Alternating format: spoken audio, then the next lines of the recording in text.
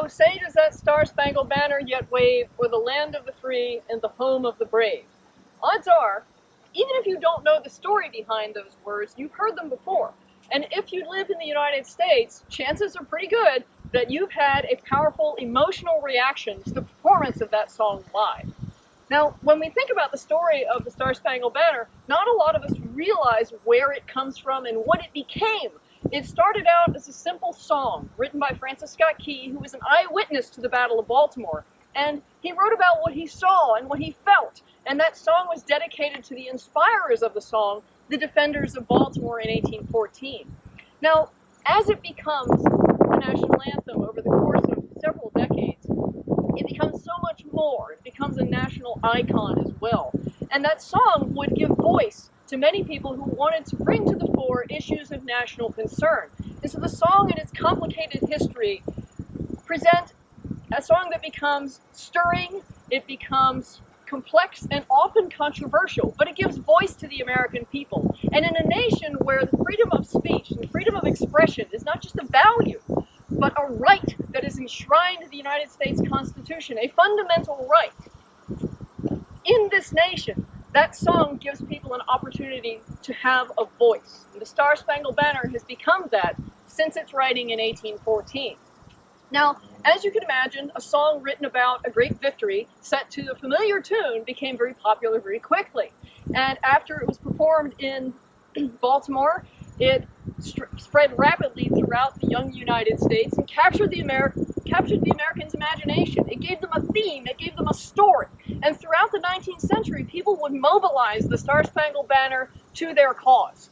In the mid-19th century, abolitionists amended the Star-Spangled Banner to add an additional verse to bring attention to the evils of slavery and bring people into that idea that it must be abolished. So too did the temperance movement mobilize the Star-Spangled Banner by amending the verses and bringing attention to the use of alcohol and its concomitant abuse and social ills that were created by the use of alcohol. And so different movements will pull the Star-Spangled Banner in and leverage its popularity to their cause. When we move into the late 19th century, Civil War veterans will use the Star-Spangled Banner as the standard patriotic air at all of their commemorations and celebrations. And by 1899, the United States Navy requires the Star-Spangled Banner as its default, its standard patriotic air to be used in ceremonies. As we move into the 20th century, the Star-Spangled Banner takes on a new popularity, not simply with the military or with veterans groups, but in popular culture.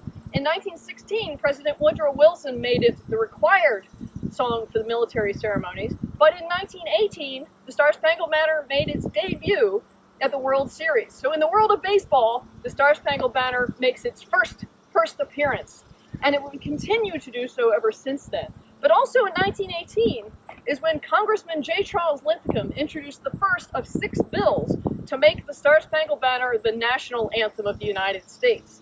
By 1930, 5 million people had signed on to a petition from the veterans of foreign wars, and that petition was submitted to Congress in support of the idea that the Star-Spangled Banner should become the official national anthem. 1 year later, President Herbert Hoover would sign into law a bill that made the Star-Spangled Banner our official national anthem. Now, since then, that song has continued to be mobilized to give political voice to Americans. And so, beginning back in the 19th century and in through the 20th century, so throughout the 20th century, you would see the Star-Spangled Banner used as a way of protesting conscription during the First World War. It was used during the Civil Rights Movement in the mid-20th century. And it continues to be used today to give Americans a political voice. It has a great deal of meaning for them and a great deal of power, and it helps them to bring attention to issues of national importance. Moreover, the great variety of voices that people have performed the national anthem have made it truly national. They have brought a breadth of experiences, personal stories, and musical styles to interpreting the national song.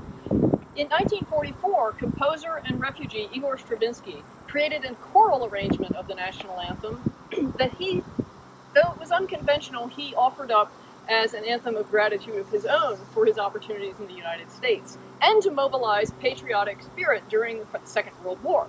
In 1968, Jose Feliciano gave a heartfelt folk-style rendition of the national anthem at the World Series. Now, he was derided by critics for doing something unconventional and an unusual interpretation of the song, but he described it as an anthem of gratitude for his opportunities.